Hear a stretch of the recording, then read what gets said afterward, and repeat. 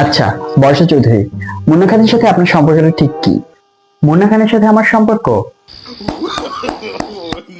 ও আমার কলিজা, ভালোবাসার আরেক নাম মুন্না খান। আমি ওর প্রোডাকশন হাউসে আছি, ব্র্যান্ড অ্যাম্বাসেডর হিসেবে কাজ করছি। ও আমাকে অনেক প্রোডাকশন দেয়। প্রোডাকশন দেয়? এই ফান করেছি।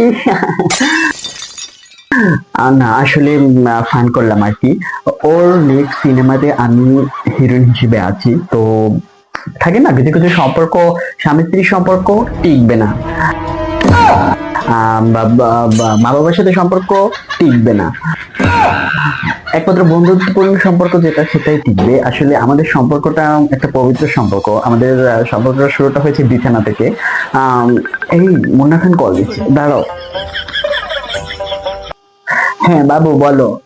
বাবু, আমার 1 লক্ষ টাকা লাগবে। কি, টাকা দিবে না? এই, আমি প্রেগনেন্ট। আমারে চাইতাস না মাগি। এই কি বলছো তুমি এসব? হ্যাঁ, আমার নেক্সট বাচ্চার নাম রাখবো আমি জারিফ। তুমি হবে আমার জারিফের পাপা। জায়ান জারিফ। আমি কিন্তু ভাইরাল করে দেবো তোমাকে, আমাদের সব ভিডিও ভাইরাল করে দেবো বিছানার। তোর মুখ দিয়ে গন্ধ মাগি, তোর মুখ দিয়ে গন্ধ আয়। তুই আমার চেতা, তুই আমার পিছিয়ে লাগো আয়। এই রেল ফাঁস বেডা গো, আয় বেডা গো। এই, তুমি কি ভুলে গেছো আমরা থাইল্যান্ডে গিয়ে পানির ট্যাঙ্কির ভিতরে কি করেছিলাম? এই, একটা বাথরুম ভাড়া করেছিলাম, তোমার মনে নেই? সেই বাথরুমে কোনায় কোনায় কত স্মৃতি আমাদের। আমি কিন্তু সব ভিডিও ছেড়ে দেবো অনলাইনে। টাকা পাঠাও, আমার এখন 10,000 লাগবে, নাহলে 1 লাখ পাঠাও।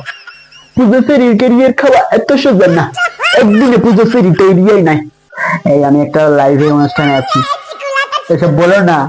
মাগি ফোন দিবি না, ফোন দিবি না মাগি, তোর বিয়ে হরার তুই হর। I am depression, I am depression. আমাকে হসপিটালে, মানসিক রোগ হসপিটালে নিয়ে চলো।